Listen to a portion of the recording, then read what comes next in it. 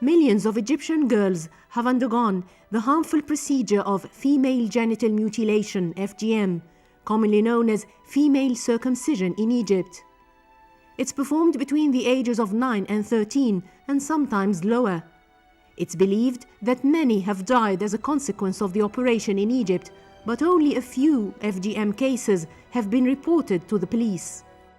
كنا بنتكلم عليها ممارسه ضاره، كنا بنتكلم عليها ممارسه عنيفه، كنا بنتكلم عليها ممارسه بتنتهك حقوق الفتيات والنساء، لكن دلوقتي كمان لازم نتبنى احنا وحضراتكم في الاعلام نتبنى رساله توعيه مهمه جدا جدا جدا، الا وهي ختان الاناث جريمه بنص قانون العقوبات المصري من خلال الماده 242 مكرر.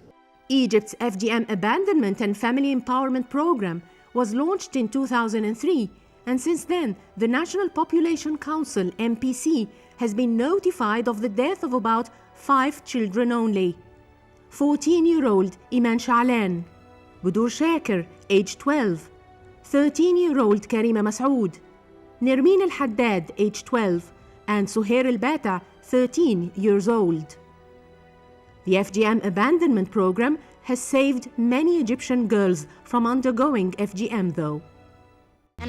أنا متختنتش ومتختنتش ليه؟ علشان بفضل مؤسسات وفضل الاجتماعات وفضل الجمعيات الخيرية وفضل الكنائس وفضل الندوات اللي انتوا عملتوها وفضل مثلا القصص اللي حكت قبل كده، قصة مثلا بدور وكريمة لما اتختنوا نزفوا وماتوا، فدي طبعا وعت الأم والآباء وعمل الندوات بسبب كده، فطبعا بفضل كل ده أنا متختنتش. كان معايا 3 بنات، يعني انا ختمت 2 وهي الاخيره دي لما حضرنا ندوات كتيره يبقى يعني عملنا عنها، يعني سكتنا عنها. The National Population Council has been working closely with local and international partners, including United Nations organizations, to implement its FGM abandonment program. Out of the 126 targeted villages, 74 have declared a stand against FGM. الختان ده نوع من أنواع العنف ضد البنات. بنحاول نوصل الرسالة دي لأولياء الأمور بطرق مختلفة، سواء كان زيارات منزلية، ندوات، لقاءات، اجتماعات، كمان في اجتماعات بتبقى في المنازل وفي اجتماعات بتبقى في المدارس. Egyptian families usually celebrate having their daughters undergo FGM. Reasons given for the practice include religion, custom, suppressing sexual desire, cleanliness, initiation to womanhood, and marriageability. 35-year-old Sharif Zakaria believes that FGM, or cutting, preserves a girl's chastity. He therefore decided to marry a circumcised woman. He made sure that his bride had undergone FGM by asking her family. سألتهم بالنسبة للختان برضك ماشي، فأمها قالت لا كله متختن. ولو كنت عرفت إنها مش متختنة؟ لا ما كنتش وافقت عليه. All arguments that justify female genital mutilation have been repeatedly refuted. The practice has been rejected in Egypt since the 1920s by pioneering Islamic scholars, thinkers, Al-Azhar institution, the church, medical schools, NGOs, and many other local bodies. But FGM was only banned and criminalized in 2008. Much work still needs to be done to raise awareness, change the mindset, and abandon FGM. A landmark achievement of our joint efforts was the passing of the law criminalizing FGM. We are currently working in supporting all of our national partners in the development of a national strategy to combat FGM, coupled with a strong package to empower families socially and economically. Emphasis will be given to strengthening the enforcement of the FGM law by working with all relevant stakeholders. Of course, we are confident that these efforts will yield results. الكلام ده يمكن اتأخر عشرات السنين، لأن احنا كنا طبعا كان موروث قديم من الأجداد والجدات أن الختان ده عادة دينية، ولكن بعد التدريب اللي قامت به مؤسسة الحياة الأفضل من خلال الندوات والمؤتمرات التي قامت بها بندب رجال الدين والفكر، علمنا أنها عادة ولكن عادة سيئة، وندعو لنبذ هذه العادة في جميع المجتمعات سواء مسيحية أو إسلامية.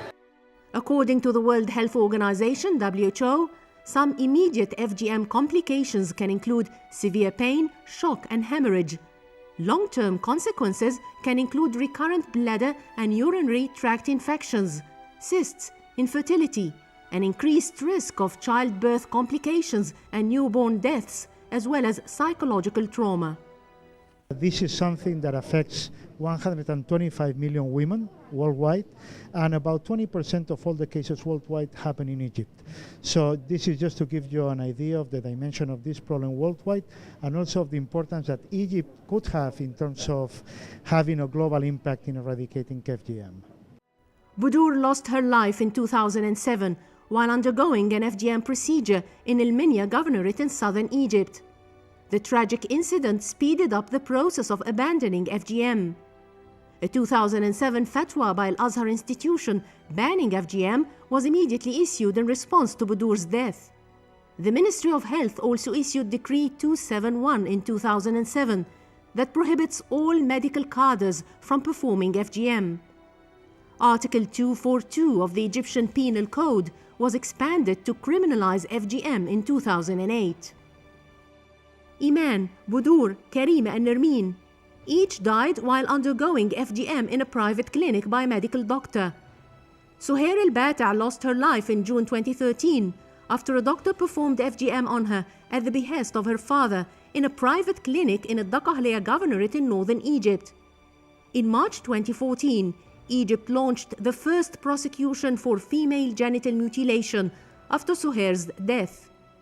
For the first time, a medical doctor is being tried for practicing FGM, and Suhair's father is also facing trial at the criminal court. The National Population Council has been exerting tremendous effort to obtain justice for young Suhair, help enforce Article 242 bis of the Penal Code, and create a precedent.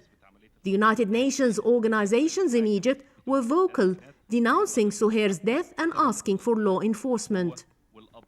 والحقيقة احنا نوينا ان احنا القضية دي تكون نموذج هنمشي عليها ان شاء الله في كل قضايا ختان الاناث من منظر في الفترة اللي جاية، وحققنا في القضية كما لو كانت قضية قتل عمد مع سبق الإصرار على الرغم من انها جنحة، والحمد لله قدرنا نثبت المسؤولية في جريمة ختان الاناث. ممارسة الأطباء لختان الناس أو إجراء الختان على أيدي الأطباء دي هي أكبر عقبة في قضية ختان الناس في مصر بشكل عام. العقبة الحقيقية هي تطبيب الختان أي تحوله إلى أيدي الأطباء من أيدي الدايات إلى الأطباء. The FGM abandonment program was scaled up in February 2014 through adopting a new 5-year plan. To activate the law. Second, to adopt a sociocultural atmosphere that support women's and girls' rights. And third is to create out a survey among a new generation Egyptian girls to prove that the prevalence is decreasing, not increasing, to give people hope that decreasing is possible. People here at MPC say that during Mercer regime they were not working at all. On the contrary, they were risked that the National Population Council would not be working. The political setting now is very good, actually. It's totally different than before. Now we are actually supported. Peace in Focus spoke to UNICEF representative in Egypt, Philippe Duhamel, for more insights into female genital mutilation. Mr. Duhamel, thank you so much for joining Peace in Focus. Good to have you, sir. Thank you. It's a pleasure to be with you today. I wrote a documentary on FGM in 1993 and I was censored. In other words, the documentary was refused by Egyptian state TV on the grounds that it was a taboo. How far has Egypt reached in terms of breaking the silence and raising public awareness about the harmful effects of FGM? Well, I'm sorry to hear you were censured in '93 while trying to talk about FGM, and I'm very glad, and I want to congratulate you to come back on the subject today, actually, because I strongly believe that the media, journalists do have a critical role to play in the fight against female genital mutilation. It is very important to find any opportunities to bring the subject back into the public debate. It's a transformation of social norms that need to happen to put an end to FGM. And this will happen if the subject is discussed, if the proper information is circulated widely among the population, and if there are opportunities for the debate to take place, for pro and cons to exchange arguments and convince the population of the right decision. And the right decision is to stop FGM once and for all. Now, it's true that when we talk about FGM, it creates some discomfort in many occasions and in many people. Why? Because we are talking about a cultural practice that is being now challenged and has been challenged for quite a while now. But it also, we touch on issues related to sexuality, to sexual organs, and it makes some people a bit uneasy. And I can easily, of course, understand that. But the implications of female genital mutilation are so dangerous. The risks are so high. And it is such a gross violation of women's rights and child rights that we need to bring the debate. People need to come out and talk about that. Once again, the ultimate goal is to make sure that all the parents do make an informed decision, that they are properly informed and properly educated about FGM. And I'm fairly convinced, knowing all about it, they will make the right decision, and the right decision can only be to stop practicing FGM. Can we really hope to eradicate female genital mutilation in Egypt? And how many generations will it take to eliminate FGM in Egypt? It will take very little time if the right energy, the right resources, and the right actions are undertaken. And this is what we hope to see within a framework which is much less than a generation. Significant changes are already happening. They will continue, and very soon, in less than a generation, we certainly all hope to see an end of this, to this practice. The Egypt Demographic and Health Survey, the EDHS or DHS, was last conducted in 2008. So how much reliable, accurate, and updated statistics do we have about FGM in Egypt? When we look at FGM, it's important to look at actual numbers, and it's important to look at trends as well. And the Demographic and Health Survey, the DHS, gives these trends over time. Data from the year 2000, 2005, 2008 show a slight decrease of the practice of FGM. There is currently an ongoing DHS being conducted. We hope that the results will be available later on this year, and we all hope that the results related to FGM will show not only a constant reduction of the number of FGM, but also a faster reduction of FGM. So by the end of the year, we will have updated data on that will allow us to measure and know exactly where we stand today on FGM in Egypt. So how prevalent is FGM in Egypt? I mean, you said that there is a decline, but how prevalent is it today? If we look at the trends from 2000, 2005, 2008, and I'm going to use figures from 2008 because we need to compare what is comparable over time. The DHS from 2008 indicates that if we take the age brackets of women between 15 to 49 years old, 91% of women in Egypt had been facing FGM. If we narrow the age bracket to from 15 to 17 years old, then this number declines to 74%. So it shows a progressive abandonment of FGM, and I'm very confident that these numbers will show very encouraging trends at the end of the year for 2014. This means, once again, that there is a decline, there is a trend going down, which means that a greater number of parents in Egypt do abandon the practice of FGM. What we need to see now, it's a faster decline of the practice so that we reach the zero level, which is the ultimate target, of course. When you say women facing FGM, what do you mean by this? Do you mean women who have undergone the operation, or those who are at risk, or what? No, it means they have undergone the operation. And actually, the decision to practice FGM, to take these children to this traumatizing and extremely dangerous practice, is made by the parents. It's not the children who decide for themselves, the decision is made by the parents.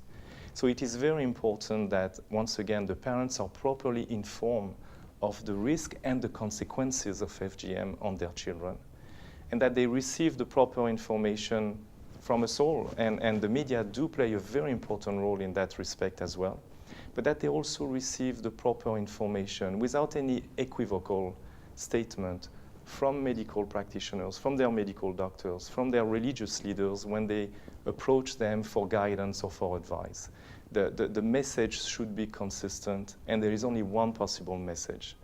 There are no medical benefit, no justification to FGM.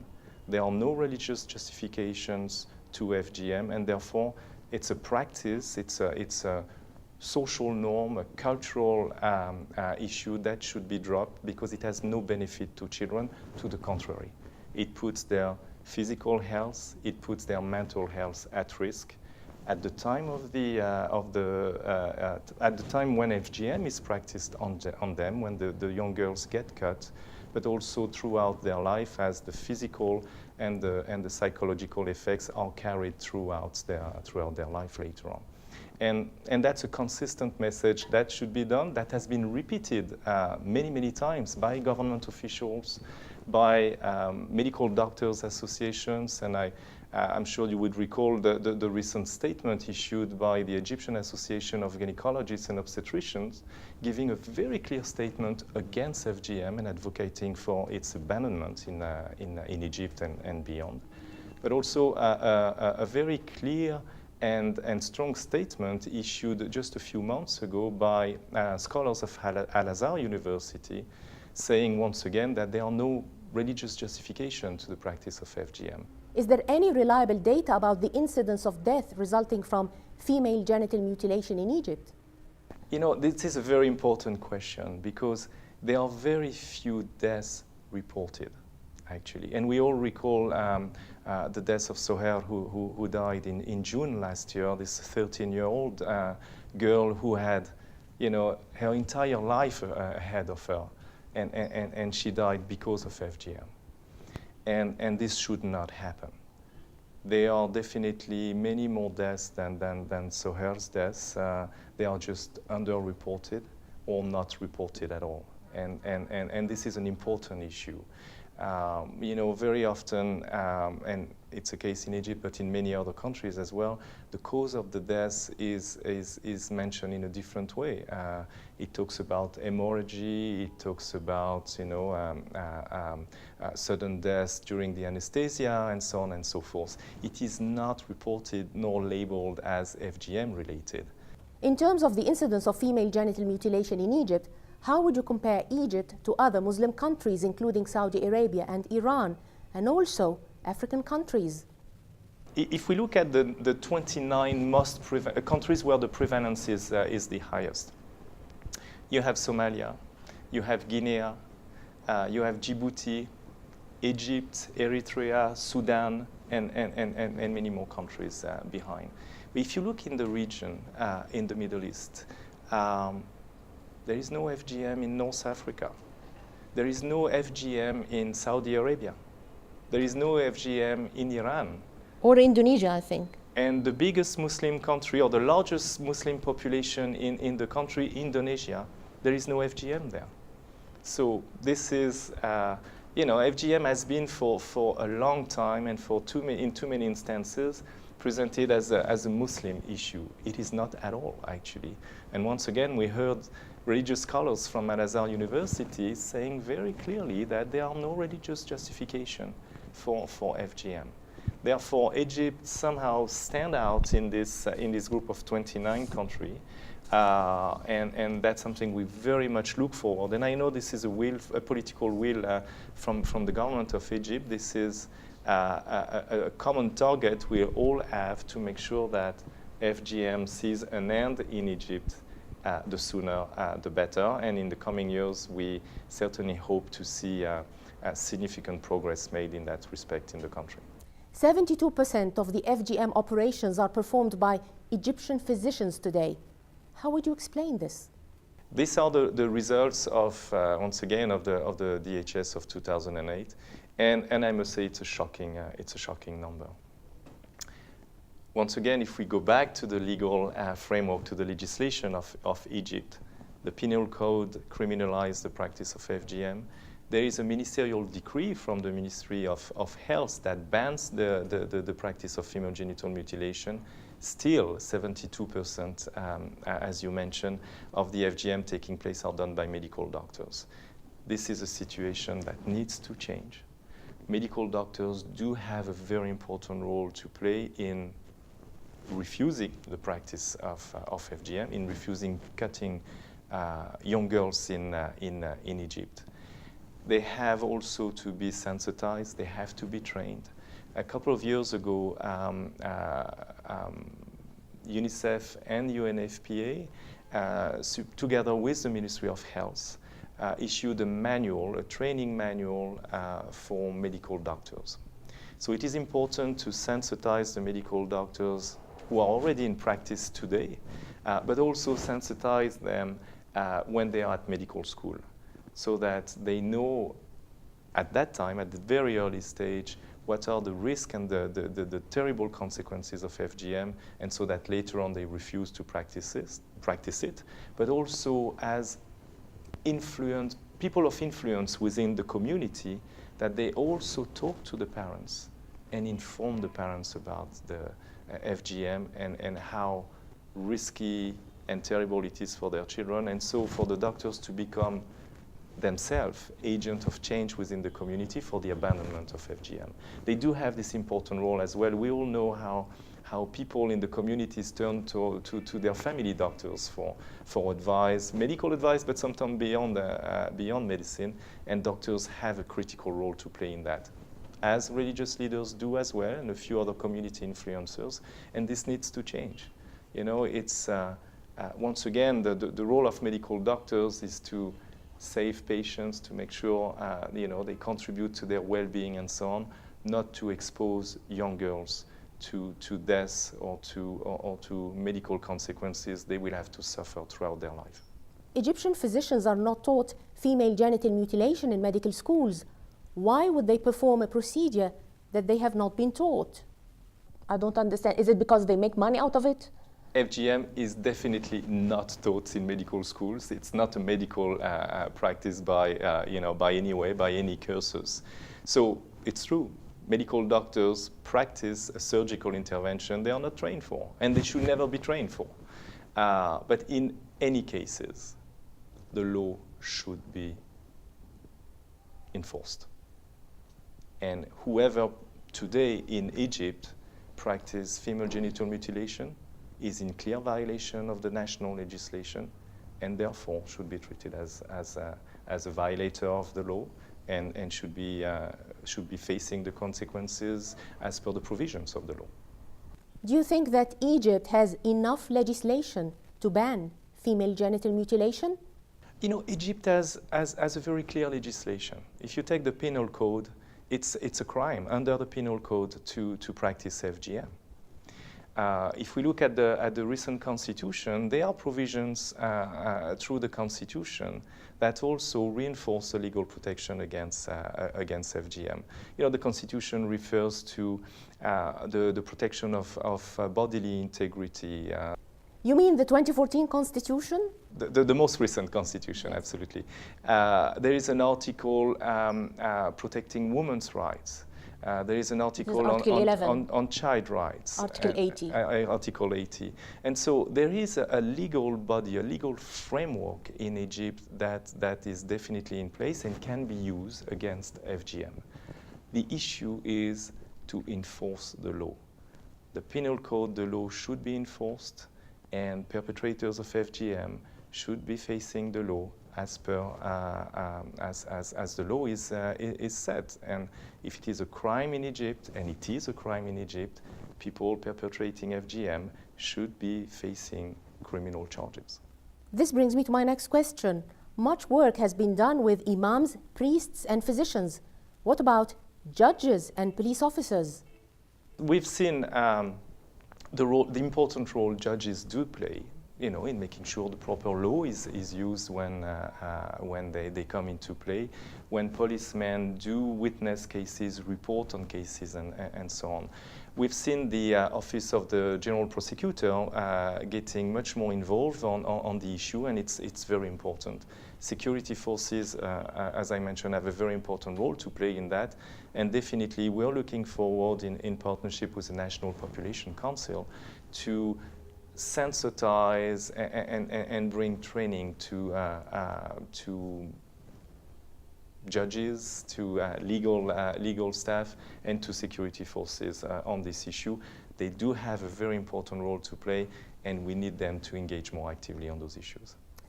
It seems that the death of young Soher in June 2013 might lead to taking stringent measures while enforcing the law. Don't you think so? I mean, I cannot comment on the case which is ongoing in court, of course, but we've heard from the General Prosecutor's Office that the case of the young Soher is still in court. That the General Prosecutor's Office is very much looking forward to apply fully the law on this case, and this is certainly what we hope to see in the near future. Yeah. This will be a precedent, right? It will be a precedent, most likely in Egypt. Unfortunately and likely, it might not be the last one, but let's hope it will be one of the last ones. This practice has to stop. If tomorrow the population is well informed, the community members are well informed, if the religious leaders and medical doctors do relay the message in a proper way, if the law is enforced, this will be key elements to see an end of FGM in Egypt, and I'm hopeful we will see that sooner than later. Mr. Philippe Diomel, UNICEF representative in Egypt, thank you so much for joining Peace in Focus. It has been interesting talking to you, sir. Thank you. It was a pleasure to be with you. Thank you. Thank you, sir.